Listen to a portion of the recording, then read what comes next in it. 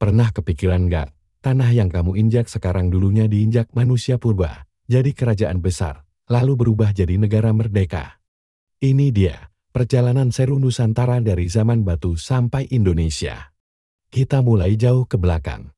Kayak bener-bener jauh, sekitar 1,5 juta tahun lalu, udah ada Homo erectus hidup di Sangiran dan Trinil.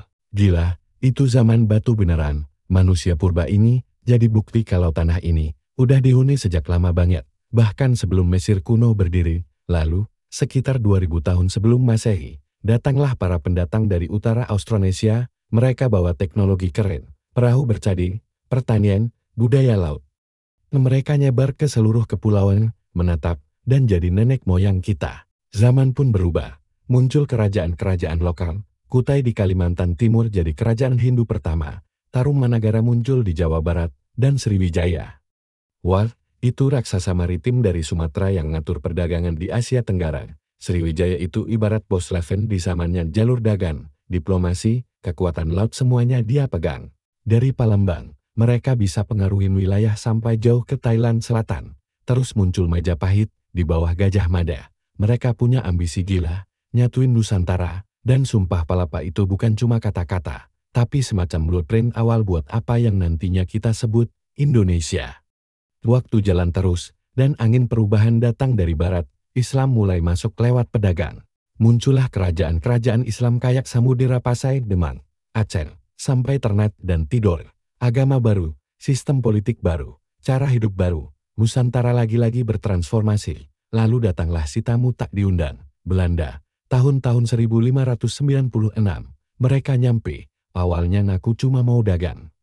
Tapi akhirnya nguasain. Mereka bikin VOC, semacam startup kolonial pertama. Tujuan rempah-rempah, tapi caranya eksploitasi. Tapi rakyat Nusantara nggak tinggal diam. Muncul tokoh-tokoh keren kayak Patimura di Maluku, Cut Nyak Dien di Aceh, si Singamangaraja di Sumatera. Mereka ngelawan, gak peduli kalah atau menang. Mereka nunjukin satu hal, kita gak tunduk begitu aja. Salah satu perlawanan paling gede, Perang Jawa, dipimpin Pangeran Diponegoro tahun 1825.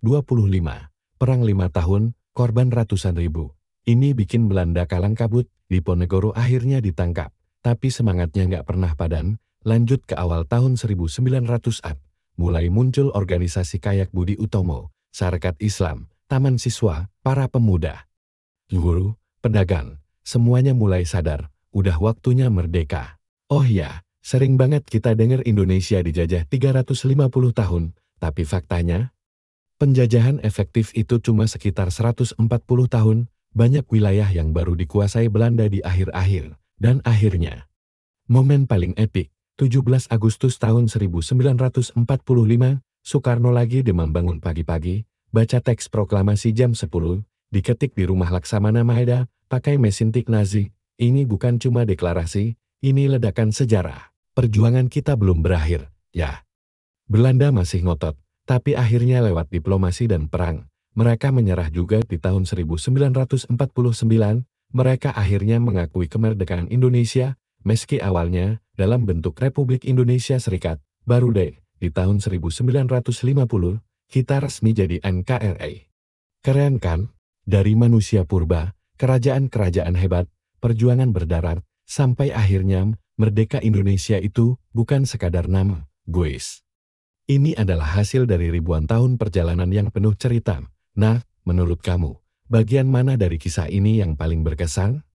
Yuk, drop pendapat kamu di kolom komentar. Kalau kamu suka cerita sejarah yang asik dan seru kayak gini, jangan lupa like, share, dan subscribe ya. Ini baru permulaan.